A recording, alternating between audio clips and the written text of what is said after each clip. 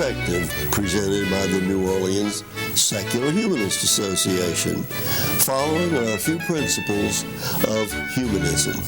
We're committed to the use of science and reason for understanding the universe and for solving human problems. We're skeptical of untested claims of knowledge, but we're open to new ideas.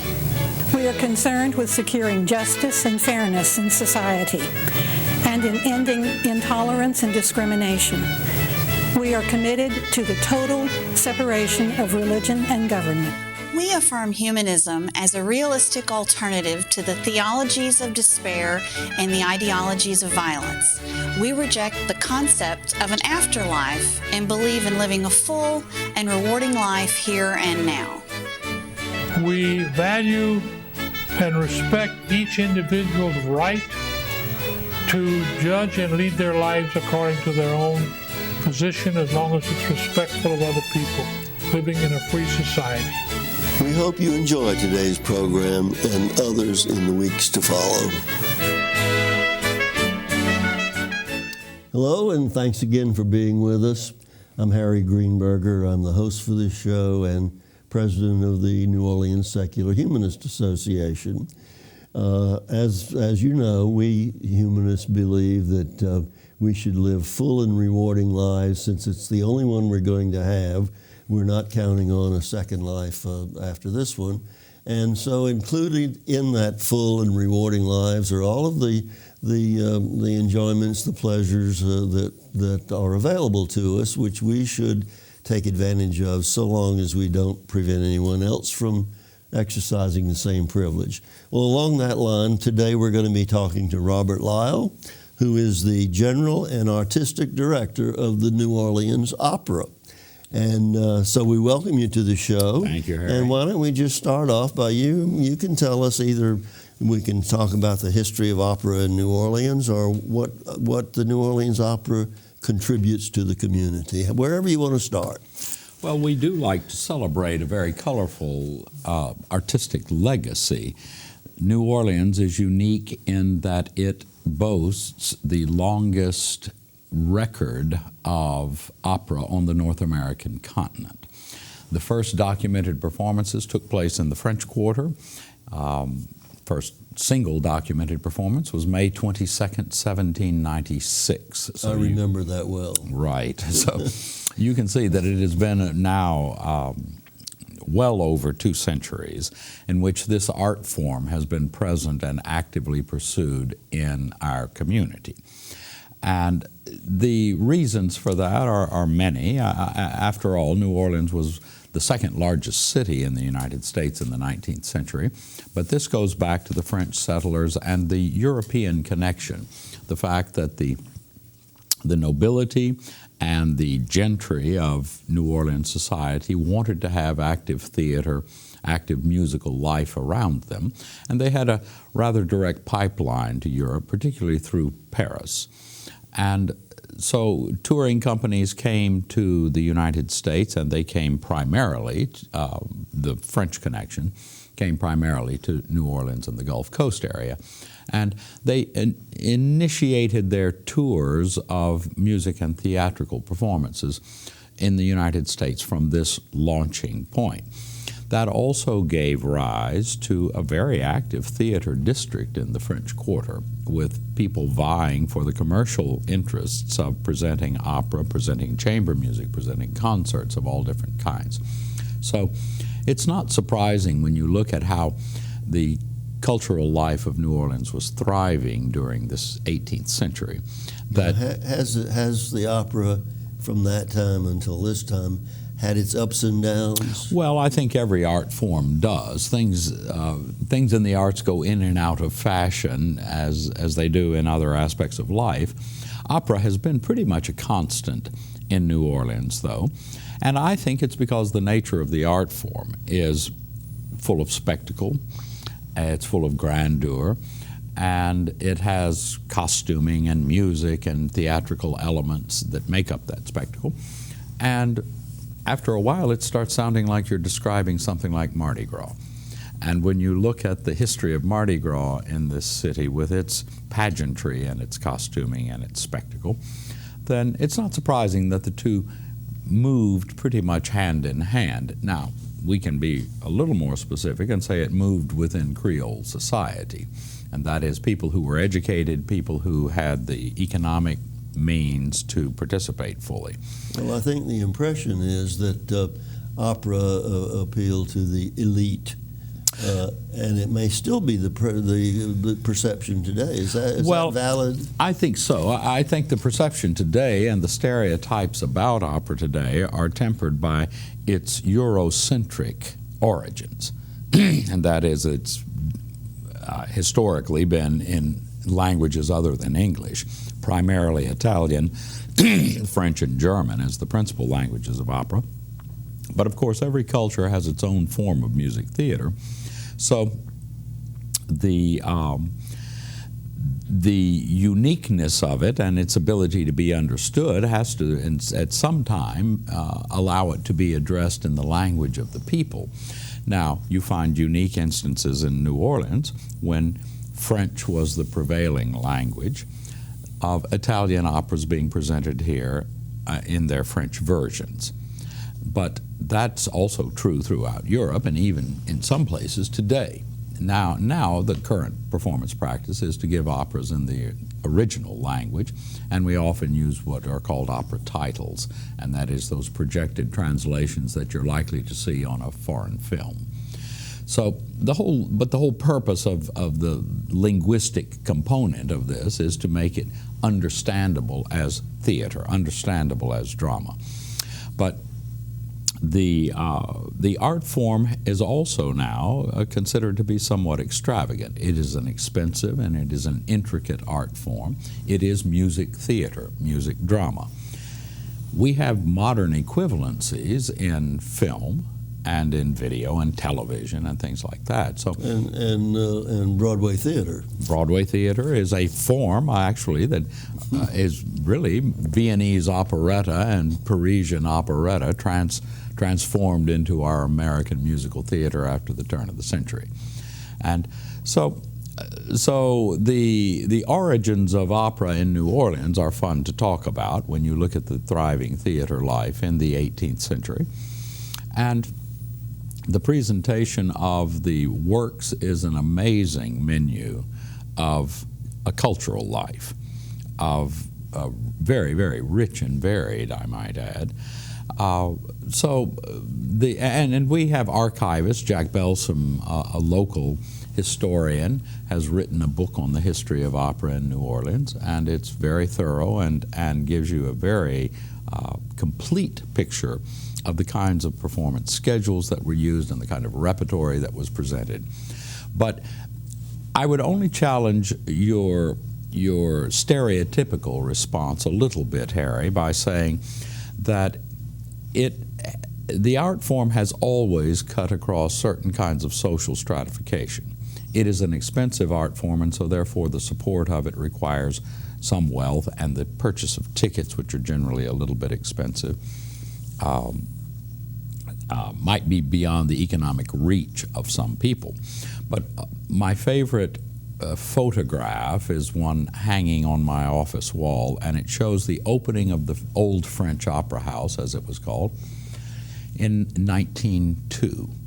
And in the 5 balconies that make up the ground level and the 4 balconies above it, you see every social class represented there as ticket buyers, from the people in white tie and tails and their wives and daughters in cotillion in the boxes and loges, up to the people of color in the top balconies that had an interest in music and in a love for theater and just bought, as we would say today, bought the cheap seats. Well, so I was going to say the ticket price determined, of course, whether you could afford to go or not. Of course. Now, do you have such availability to people who may not be able to afford expensive tickets? Indeed. Ticket prices are very low. They range from box seats, which are expensive, down to very low admission prices. I won't try to be more specific beyond saying go to the New Orleans website or call the New Orleans box office, and I assure you that you can find a ticket in the price range that you want that would allow you to come. Now, most theater, and I would say, and I say this to the other people who produce local theater, generally you can't pay for it at the box office. You have to have a source of other funding. I assume the New Orleans Opera also has to rely on other types of funding. Is that correct? Of course. I think in the modern era, the ratios are that our box office income, and this holds true for most medium and large size opera companies throughout the United States, only earns about 35 to 40% of its income from its ticket sales. And the rest has to be those tax-deductible contributions that people make because they love the art form. And so yes, we are very much dependent upon the generosity of patrons, donors. Now, to overcome what I think is a general perception, and that is that opera is still for the elite, I know that you all have some special things that are something you call the classroom at the opera for students. Right. And opera in the classroom, I guess that's part of the same thing. But then you also have some adult education activities. Tell us about those things. Well, generally those are based in the performances themselves, and that is you have a thing we call nuts and bolts, and that is the people who are coming to hear to see a performance have a lecturer who walks them through the piece beforehand. Prior to it. Prior is to that what's called the opera orientations and roundtable? We do those at the Guild Home that the Opera Association owns on Britannia Street. That is involving the artists who are in the performance, who come and talk about the characters that they are representing, talk perhaps about their careers, talk about the composer. It generally involves a person like myself who conducts the performances, perhaps the stage director. So they get a discussion of the opera from the performer's point of view.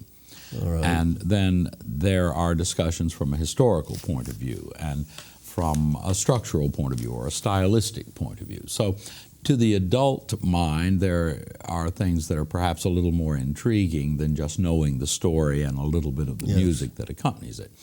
But our outreach programs in the community that are targeting student groups is what we call Metropelican, and that is sent into the public schools with small-scale productions, interactive kinds of opera performances for young people, from grade school children up to college students, that also present the art form in a very complete way.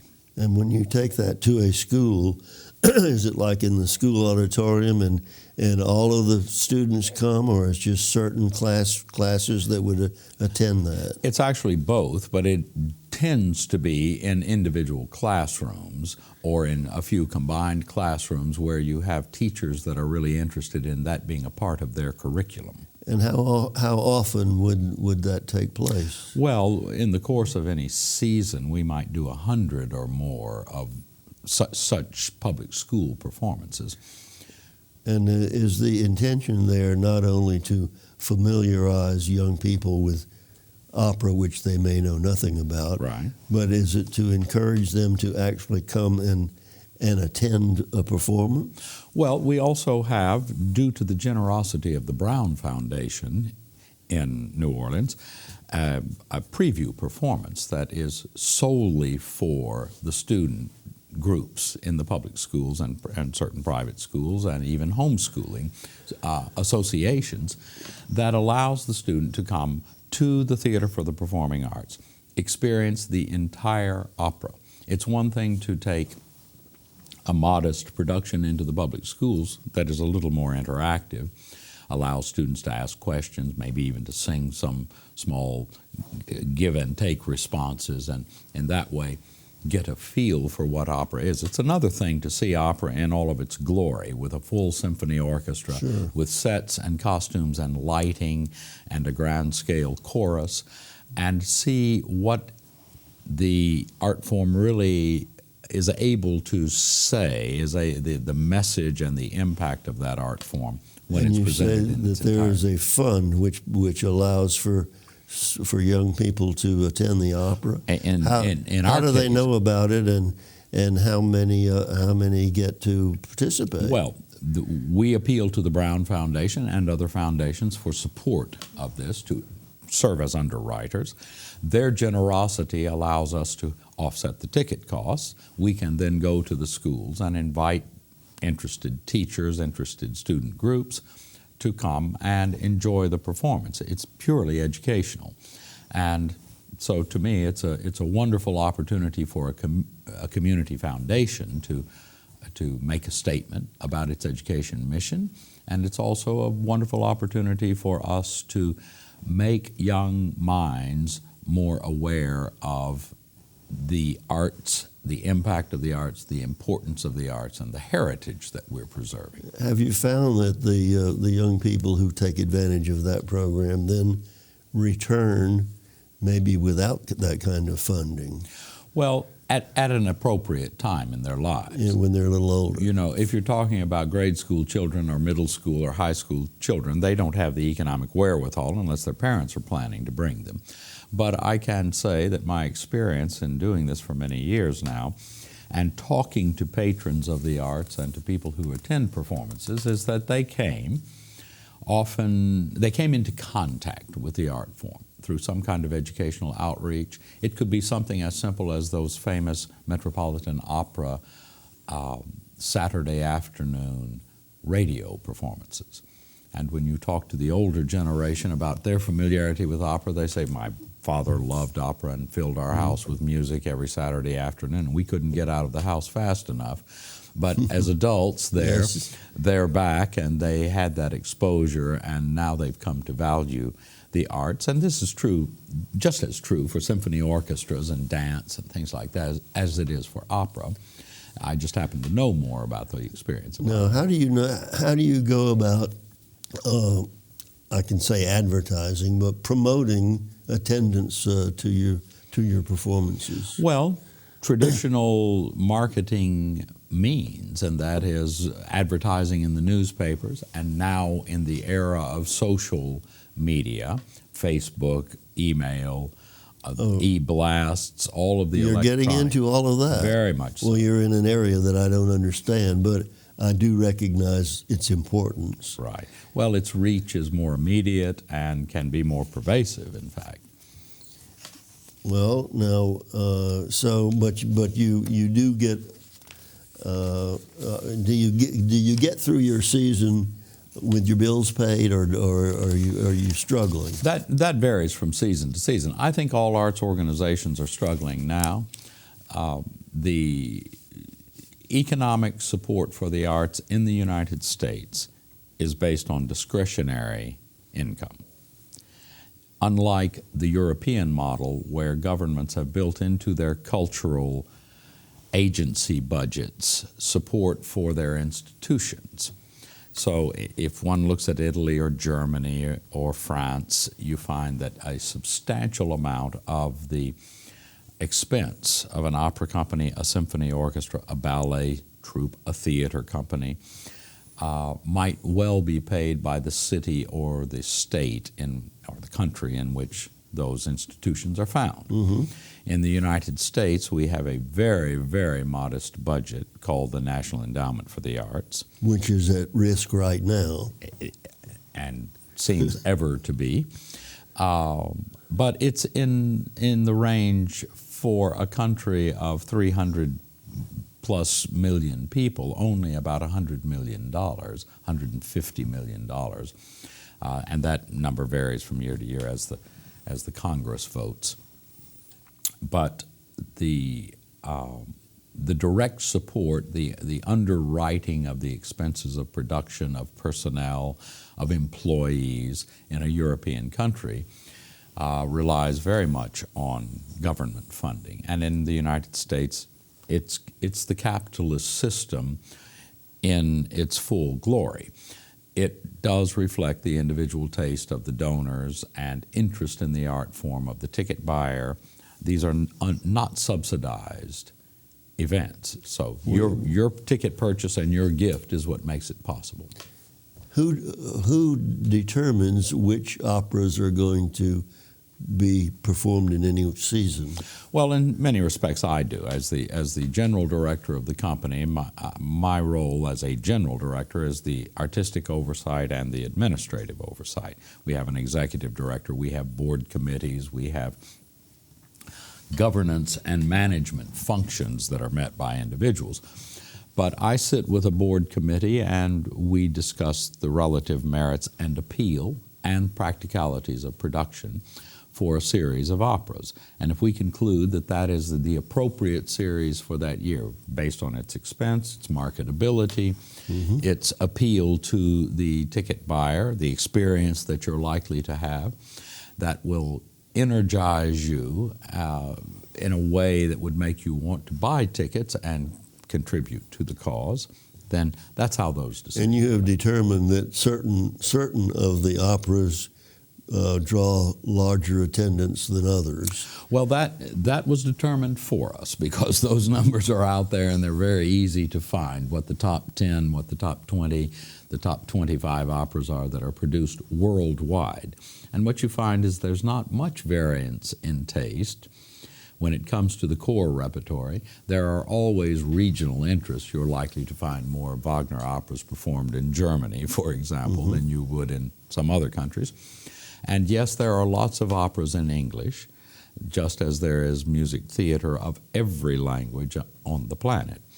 But the greatest works have their own filtering system, and that might be as simple as withstanding the test of time, as it is often expressed. And that's just as true for a Shakespearean play as it is for an opera by Puccini or Verdi or Wagner or Strauss or any of the great masterpieces of music theater. Now, the New Orleans Opera has a women's guild. What do they do? Well, their principal function is social event fundraising. Now, they offer grand and glamorous events. Opera Ball is a very major undertaking, and its purpose, apart from providing a wonderful evening of dining and festivities, is to generate financial support for the New Orleans Opera Association. So the menu of events that is offered by the Women's Guild has enormous appeal to a lot of people. They have a Mad Hatter's event, which is a Saks Fifth Avenue fashion show with a grand scale luncheon attached. We have a wine auction, we have Opera Ball, we have a Opera Club, which is a black tie dinner club that is for individuals that like to socialize and talk about opera, and there are often musical presentations at those. So the Women's Guild performs that very, very valuable function of being one of those contributors that bridges the gap between what your earned income is, your ticket sales, and what is necessary to help you balance your budget. Well, in recent years, let's say pre-Katrina and post-Katrina, have you had ups and downs in attendance? Oh, certainly. I think every organization in New Orleans experienced some significant uncertainty immediately following Katrina, where, in our case, probably 20% of our subscriber base had moved away from the city. Permanently? Well, that varied from individual to individuals. Some charming letters received at the Opera Association would say things such as, "We are now in California and the only thing we have from New Orleans is our opera subscription, but we're keeping that."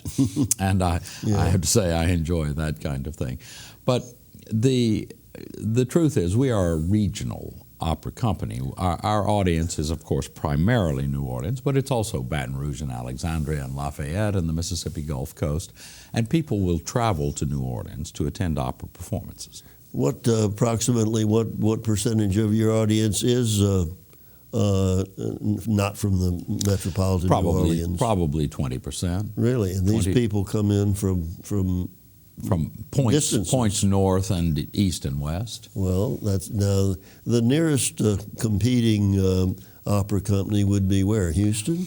The one of our of a mid and large size. The other opera company in the state is in Shreveport. All right. And it's a more modest program than the New Orleans Opera, but it's a viable program. And it's quite a distance, so I don't imagine many Shreveport people come to New Orleans. There is a string, if you will, of Gulf Coast operas: Pensacola Opera, Mobile Opera, Birmingham Opera. But of course, the crown jewel for many years was the New Orleans Opera. What would you say to our audience, those of them who maybe have never been to the opera? What would you say to encourage them to at least give it a try? Well, maybe a cliche, try it, you'll like it. But it's great music.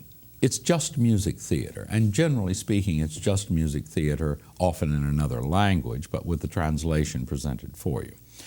The operatic style of performance focuses, and historically has focused, on great singing. These are voices that are especially trained for their beauty, for their power, for their expressiveness. We don't use amplified singers. We present opera in its purest form. Large symphony orchestra in the pit, and sets and costumes and theatrical splendor, one hopes.